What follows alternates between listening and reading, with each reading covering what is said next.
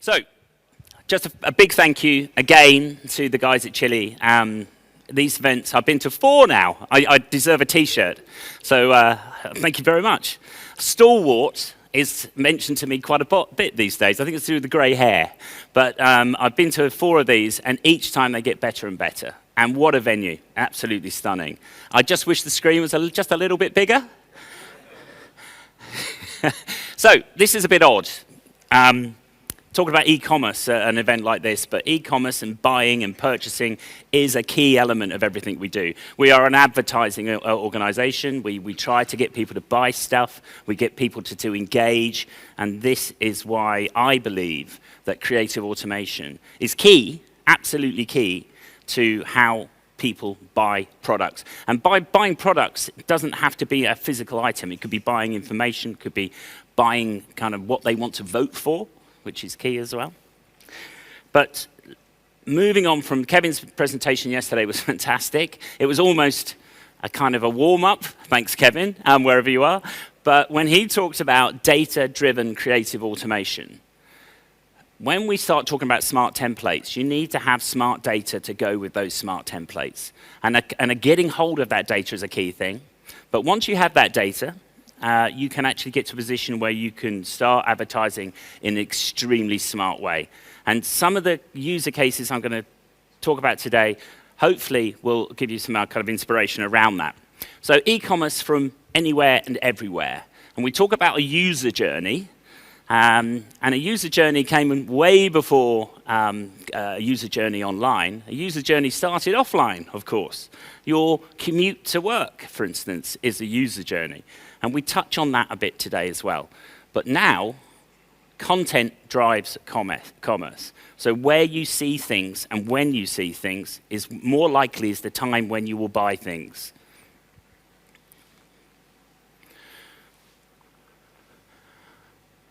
So, a little bit about precision. And it's really difficult. I bet you probably go through this sort of thing when you're trying to come up with a paragraph that describes our business, and it's really difficult. Basically, what we do is we've grown up as a direct marketing house, a direct mail house. And we've kind of developed very much into a direct marketing agency on the back of the product that we deliver. So we deliver 30, 40,000 items to houses every single day. And the benefit that will become good at the end of the presentation, or the second part of the presentation, on how this business has kind of evolved into a slightly different business that's suitable for 2023 and hopefully beyond. I always say hopefully because things change quickly.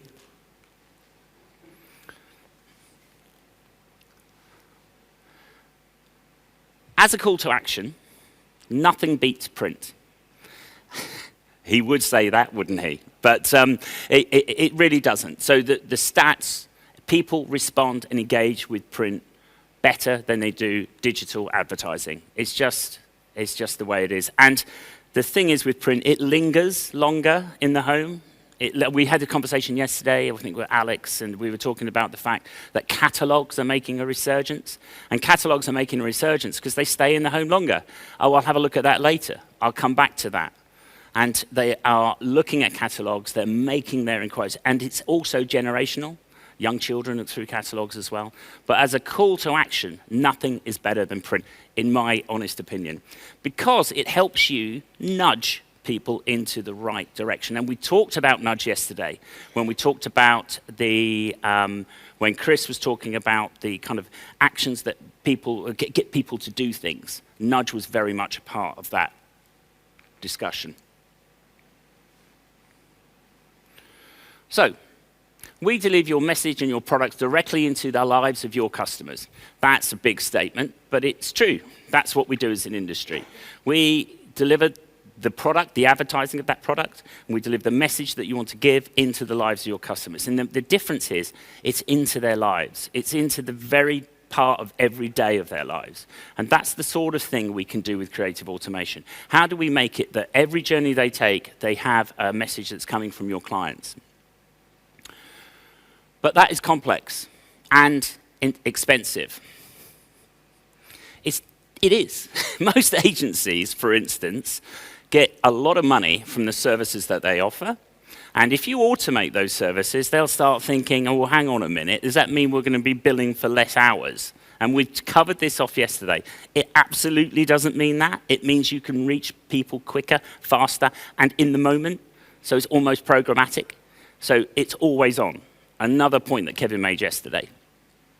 And it's not expensive. And I'll tell you for why. If my clicker worked. Hurrah! If you apply automated creative automation, then it is less expensive, and that's absolutely true. So thanks to the renaissance of the QR code, I don't know if you know about this technology, it's brand new.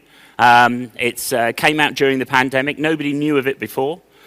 Apparently this chap in Japan or somewhere said he invented it about 30 years ago, but I can't believe that could be true because nobody knew of a QR code before the pandemic. But now it's everywhere.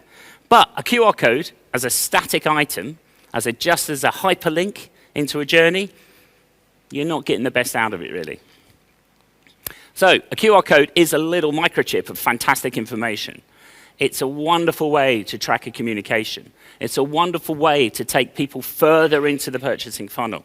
But also, it's a wonderful way to take a physical product and make it dynamic, measurable.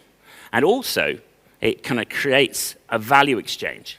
Because people now, as a behavior, they see a QR code and they think there must be something beyond that QR code.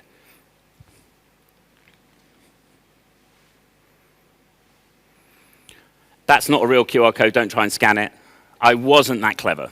So, how do we apply this? And data is everything. Now, data in this context is, if you're dealing with, and we're going to talk about a Subway case study in a second, but so if you're talking about Subway, there's 2,000 in the UK. There's about 2,000 odd stores. Each of them are franchised stores, so they're all small business owners, and they all have different price points. So there's data that we need to accumulate on each store, and then there's data we need to accumulate on the people that we're going to promote to. So there's two data sets, and data plays a huge part. But once you have data, and once you have the magical creative, that's why I got a wand, creative automation, you can then create multiple messages and multiple images. That's not new. What we can also do is create multiple QR codes, very unique QR codes. And so that's where the height of measurement comes in. And as part of that, we can track, we can in the QR code, we can put the house where we're sending it to. I almost got dizzy then. The house where we're sending it to, we can put the offer, so the promotion, and each voucher that's on that offer could have a different price point, and also the store that it relates to. So we're now getting some really good granular information about the campaign when people scan that code. The QR code and the value exchange of that QR code and the positioning of that QR code has to be big. It has to be front and center because you can't put it in the bottom right-hand corner. It's not giving you the T's and C's. It's giving you a prize, and that's where it should be featured in your creative. So I come across this, and I don't know if you have it in the UK, but Movember is where people grow a moustache. I think it's for prostate cancer. And Pringles have got behind it. And when I saw this, I thought, wow, they've turned a QR code into a moustache. But obviously, if you look harder, you can see a little QR code in the middle. You know, the thing is, QR codes can be a part of the creative process. And people think they're scanning the moustache, but they're actually not. But it's a really nice use of the creative. Now, going on to Subway and keeping it local.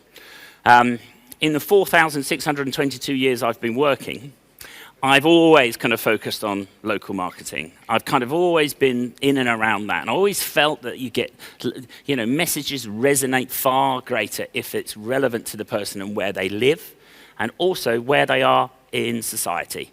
It's simple, really. You just make it more relevant, people respond to it. And I've always found that physical communication or printed communication is a great way of hyper-localizing, I hate that term, but hyper-localizing your message. So for Subway, we had a task, really. They send every year millions of door drops. And everybody know a door drop? It's literally a generic message that is not addressed. It goes through people's envelopes, letterboxes, and it's about a a national promotion that any Subway can offer. But they can reach about 4 times the amount of people than you can with direct mail. So the argument we had to take to Subway, and this is a big part of it, saying, look, guys, you're wasting your money. I said, you don't need to go to, I don't know, 20 million people with this message. You only have to go to 5 million, only. You only have to go to 5 million. And to tell you what, you don't want to go to 5 million people just anywhere. You want to go to 5 million people that are within a 10-minute walk time of each and every franchise. And of course, they went, 10 minutes, that's how many people can we reach? But if you've got 2,000 stores, it creates a huge data pool of people. But also, it's convenient for them. And when you're buying anything, these days, it has to be convenient. We can blame Amazon Prime for that, but you want it, and you want it now. So we had 2,027 stores, and we created 4,536,519 mailings. So we went to over 4 million households. Every single mailer was unique to that household. That's a big production nightmare, but it really doesn't have to be. Out of that, each voucher had its own QR code. So we created over 9 million, I won't read it out, you can read it, over 9 million independent QR codes for that campaign, all created on the fly. So we had a database, and it wasn't a complex database, and we had creative automation, which is complex, but very easy to use, and we created 9 million variants of the same artwork. Huge. And we produced it in a really efficient way. And we didn't print it because we don't have machines that big. So we outsourced that. So that's another argument here. So we mostly, and I don't know if we have many printers in the room, but mostly printers want to just do what they know. They want to keep it in-house. They don't want to send it out. But you really are missing a trick. If you haven't got the machines to do it, put it out and make the money on the clever stuff. That's the really key question here.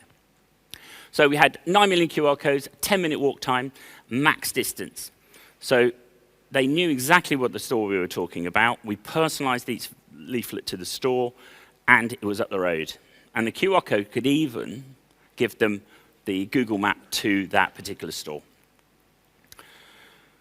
Average mailings per store was 2,000. We got 36,708 scans. Now, that doesn't seem like a huge amount on 4 million mailers. But you've got to look at it as if it was an email campaign. And that's how we have to think. We have to think that people the CBA factor, does anybody know that? It's called the can be asked factor. It's pretty high, especially at this time in the morning.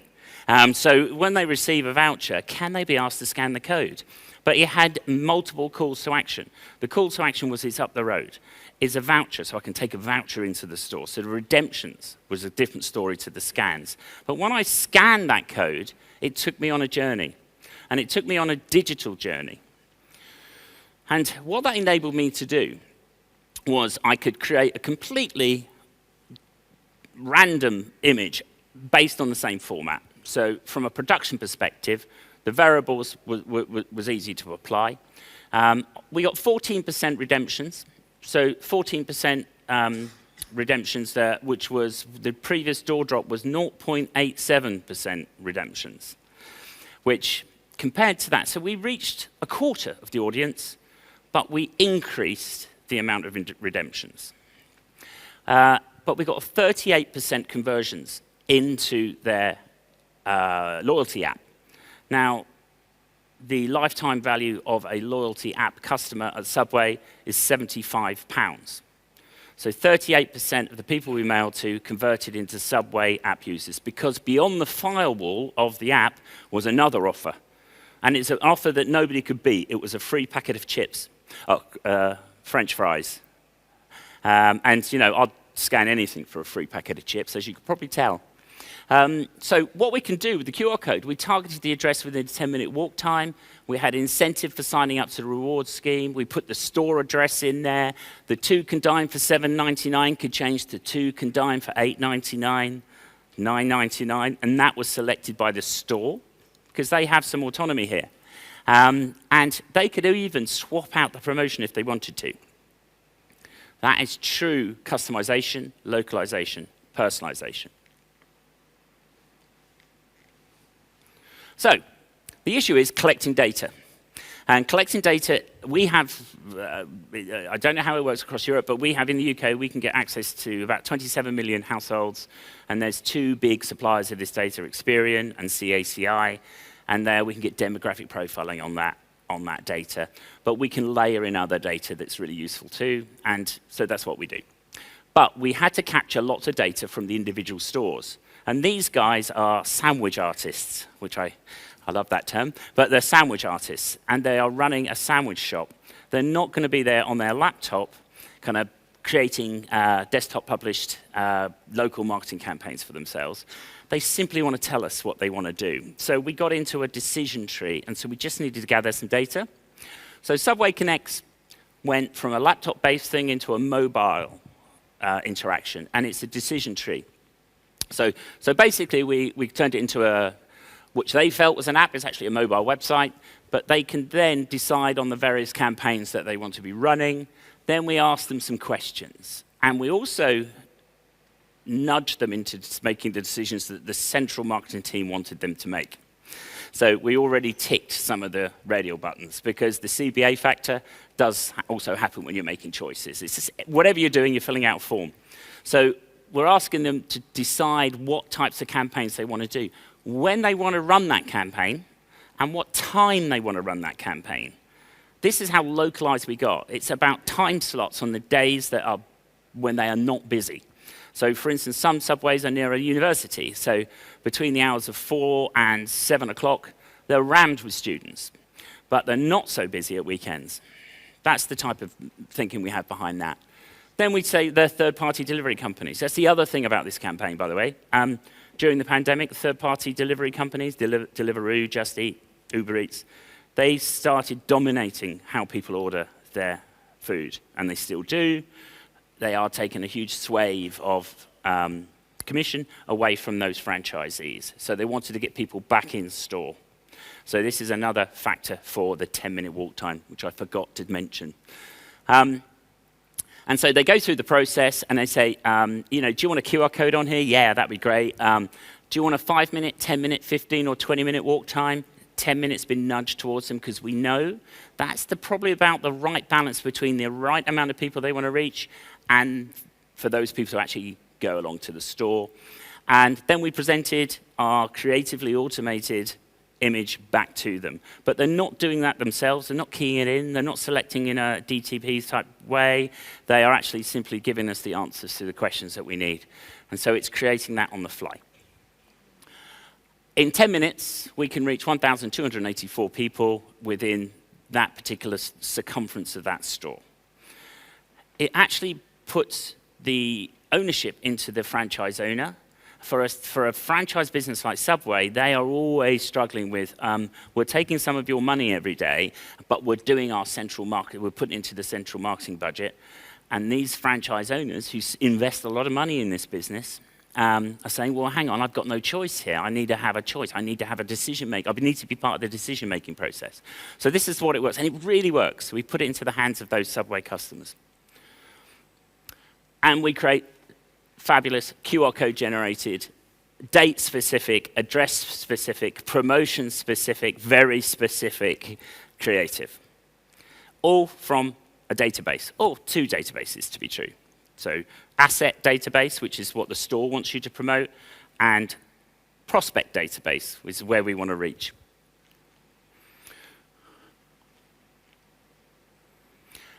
The key thing here is, and this is something Subway themselves are trying to catch up with. They have an ordering app, and that ordering app is fantastic. It works really well. You pick, it's a menu, online menu, obviously. But you go to a catalog of products on the left-hand side, and you can choose. What our product now does is they really like the idea of a taste like chicken, but it's not chicken, sandwich, because it's on a meal deal. You get free fries with it, and you get a Coke. So I really only want to go to the taste like chicken thing. I don't want to be presented with a catalog of products. And this is content-driven commerce. So I see a taste like chicken sandwich. I want a taste like chicken sandwich. I don't, it's too early. But if I did, I want to go there. I just want to do my toppings, and then I want to order it. It's click, click, buy. And that reduces friction. and makes the purchasing process quicker, easier, and more likely. Moving on. QR codes can also be on. I'm getting bored of talking about QR codes, so hopefully just stick with me for another 20 minutes or 15. But QR codes can work in various different ways. So this is a good old-fashioned business that puts replacement windows into houses all over the UK. They still have people that knock on doors, and those people knock on doors and they say, would you like some replacement windows? Yes or no, thank you, I'm off. What they don't do is leave any material behind in that property, because people will take that material, go online, and these guys will miss out on that commission. Their whole livelihood is based on that commission. So what does the QR code do? They have their own printed material. They go around knocking on doors. They know that that QR code will go to that splash page. That guy is the guy who's in that patch. They know that he lives in that town or he lives in that area, and that splash page they go to will be his. More importantly, that whoever scans that code starts the process, he tags that inquiry, that's his sale. So we're now getting to a point where even the good old-fashioned door knockers who are saying, can I sell you some windows, are actually leaving some materials behind because they can trust it. And it's not just leaflets and flyers, it's posters they can put in the local newsagents. It's that type of thing.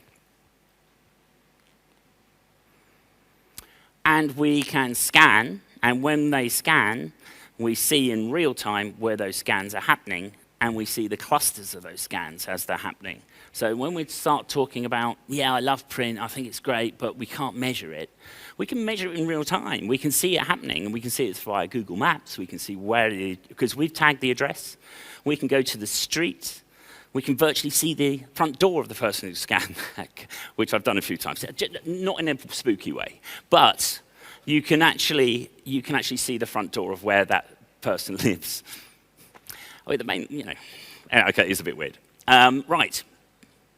Okay, that's a traditional way. Now I'm going to talk to you about online pharmacies. It does switch, but there is relevance to both campaigns, and it's still e-commerce from anywhere. Okay, so our business is kind of slightly diverse. We're trying to simplify it more, but basically, we've worked in healthcare for a big part of the 28 years that we've been around, and prior to that, our chairman worked in big pharma as well. So he's kind of wedded to the pharma industry, which is great. It's a good industry and fantastic, but that whole way you buy healthcare products and access healthcare products is changing, and that's where we can really steal a march. Now, we send out, as I said earlier, 30,000 packets a day. Some of those are letters, some of those are postcards, some of those are brochures, and now some of that is medicine, okay, because pharmacy is going online. We have a big brand in the UK called Holland & Barrett, and Holland & Barrett, the perception of Holland & Barrett, that it is a pharmacy chain. It's like Boots, or it's like Superdrug, and a number of other pharmacies that you see in the high street, but Holland & Barrett aren't a pharmacy at all. They predominantly sell healthcare products, wellness products, and their demographic of the typical user of Holland & Barrett is getting a bit older. So they're trying to get younger people into the brand, but also they're trying to diversify the products that they offer. And if people think they're a pharmacy and they kind of act like a pharmacy, why don't they become a pharmacy? Because it costs a lot of money. And bricks and mortar pharmacy is very, very difficult in the UK to make pay. So delivering pharmacy services in store, but not in store. Slightly complex. So I talked about the user journey as we go about online and also in our daily lives. And when we go to work, we come across lots and lots of different advertising, lots of out-of-home advertising. And the out-of-home advertising is a point where if it's a product that's a distress purchase, so I've got a 2-year-old that I haven't, 26, 24, and 22, just to be sure, but they were 2 once, and they're teething, and they've got a cold, so I've run out of my Clearvol, and I see an out-of-home poster on my way to work, and I can order it, and I can order it directly from the manufacturer, and And that seems like the best option. And I can have it delivered, some cases today, but definitely tomorrow. Or I can pick it up from the pharmacy 100 yards up the road, but I can buy it at that promotional price that's available on that out-of-home bus stop thing. And that pharmacy 100 yards up the road gets a commission. Or I know that that bus stop is where I actually got that piece of engagement, so I can track, I get granular information. I can buy it in 3 clicks. And beyond that, I can also put a QR code on the packaging. So I get to the medicine cabinet, I get to my Clearvol, and I shake it, there's nothing left, the baby's crying, I need some Clearvol. It's not an addictive product for sure, but I'm absolutely desperate for Clearvol. And I can buy it directly from the pack, and I can buy it in 3 clicks. It's a distress purchase, and there's a lot of products like that. But there's also a lot of products that are kind of, you could consider taboo products, and that's where I'm going next. So I know it's early, but we're going to get into taboo products. So, men of a certain age, and I did want to become the poster boy for this particular product, but I was rejected because I fit this demographic, and I get lots of adverts, addressed media, directly to me on my TV about products like this one. And it will become clear what this product resolves. Fortunately, I don't use it, but lots of people of my age do. But it's a distress product, okay? So people don't necessarily want to be Googling it. And that's why, do you have Newman and his and hers? They are very specifically aimed at products that people don't want to have a search history for. And that goes for men's health, it goes for women's health. And women's health in particular is a really big problem. And I'm talking as a man about women's health, so forgive me. But research tells us that they're just not getting the service that they need. They're not being taken seriously with their GP practices. They're also not getting to see their GP. They want to take ownership. They want to take ownership of how they live their lives. And so do we, to be honest. But we don't want everybody else to know about it. So, Holland & Barrett isn't a pharmacy. This particular product is a P medicine, so you can only buy it via a pharmacy. You need a pharmacist to sign it off. But if I put a pharmacist in every Holland & Barrett store in the UK, it would cost me millions of pounds. But if I put a QR code on a leaflet in that pharmacy that tags that pharmacy, tags the location, the address, the product, it's a different story. But it is a physical advert still. So I get to a point where that QR code is a per-store CTA, call to action, including unique QR code containing store ID, brand-specific online, so it's a brand-specific online store. It's pharmacy intervention. So what it does, it actually takes you through a Q&A from the pharmacy, so it can filter out, so for this product, are you male? If you're not male, you can't buy. Apparently, wives and girlfriends can't buy it for their partners. You knew. Pharmacy interventions and offers and promotions are unique to that particular store. And they get a commission on every sale. So why wouldn't they put it in their store? And if it's an independent pharmacy, why wouldn't they promote it? Because it's, for them, they're not buying any products. They're just using their space to advertise. They're using their footfall to get commission. So with store automatically tagged to the QR code, the consumer is guided into a virtual pharmacy that is branded as Holland & Barrett. It has the right level of compliance for pharmacy on P medicines. It has pharmacists that kind of can interact with you. And but what you're generating here is a small packet that is probably the size of a letterbox, and it's letterboxable. I don't think that is a word, but there is now a postal service in the UK called letterboxable. If it can fit in that rectangle, if everybody still have letterboxes, it's letterboxable, so it's cheaper. So my pick, pack, and distribution has to be, regulated. But I can send that as I could send any piece of direct mail, any brochure, any flyer, as long as I have an online pharmacy. So it's a white label product as well. So it's Holland & Barrett's, or it's Cialis, or it's whatever other products we have, Hannah, LO1. But they're all different products. So the Q&A process is what we built. And you know that Subway thing where we're asking people, you know, what price do you want to put on your poster and that sort of stuff?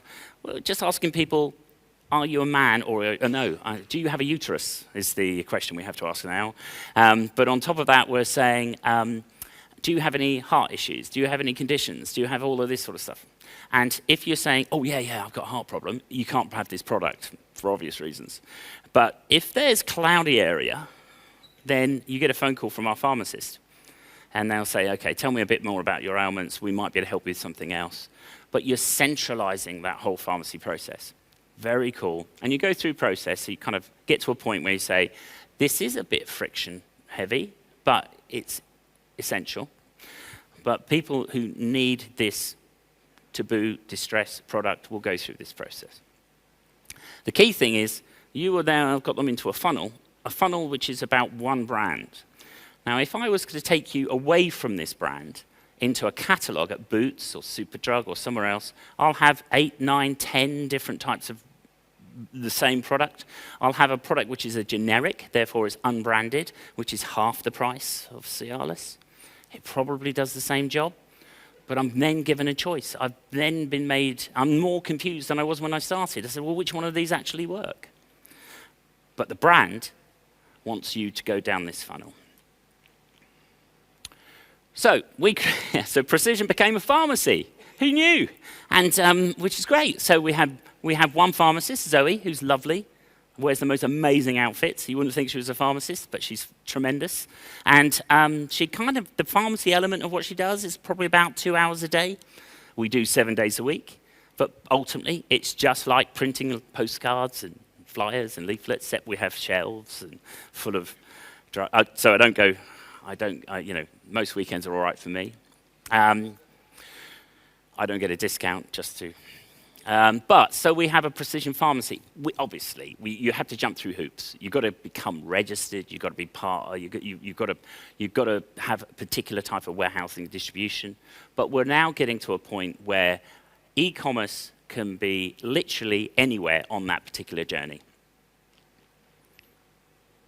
So, key takeaways from today is the big one is if you need anything for the weekend, I can give you a discount code. The second one is with creative automation technology, you are always on. So if you've got an API, so you're interrogating some data, you can interrogate that data, and that can generate some artwork. That can generate, and it doesn't have to be print, obviously. And we've seen with the roadmap, which I got very excited about, also because I mentioned QR codes, but I got very excited about where the product is going. As long as you're interrogating that data, you'll be generating files, and those files could be published anywhere, at any time, at any moment of the day. It's a 24/7 world we live in, unfortunately, and we need to be communicating on that level. And also, we need to reach people where they want to be reached.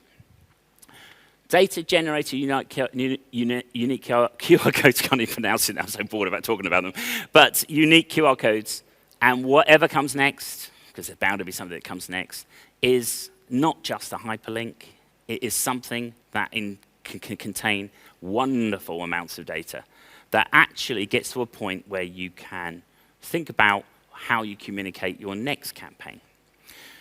The other thing, and my colleague Ben came up with this idea, and this is the only time you'll have credit for it, Ben, because from this point on, it's my idea. But the one thing with AI, it takes away some of those processes. You know the process I talked about, Subway, they're not going to go onto their laptop and they're not going to do that. The CVA factor. So AI equals no CVA. Because what will happen is the segmented data that we can provide, the information that we know, the science of the kind of location, the people that live in that particular property, will help us with using AI to determine the types of messages, the types of images, the types of message that we send to those people. That's super sexy. And when we get to that stage, we're in a really good place. Because whatever kind of, and the only way you can do that though, you can't do that with people. There's just not enough people in the world. So you need creative automation. The always-on thing is you're always interrogating that data, and you're firing out messages all the time, and it's programmatical. How many times have we been sat there waiting for orders to come through the door? But a programmatical campaign means that if there's a message to be sent, it's there, ready to be sent, and it goes out, and it's billable. It's nirvana. We're not there yet, but it could be there very soon. Digital advertising is becoming very crowded. We know that. I've got my children. They know, they've learned how to bat away the kind of the meteor shower of advertising that they have through the various different devices they use. And the one thing, talking to Chris yesterday, that guy is a phenomena. But he's not. There's lots of people like Chris who are kind of making a living through their own private audience on YouTube. And that private audience is not that private. It's two something million followers he has on YouTube. But he has the content to deliver. And if you can deliver content in a way that's relevant to the people that you're trying to reach, it's a complete shift in the paradigm. The ability to track is absolutely essential.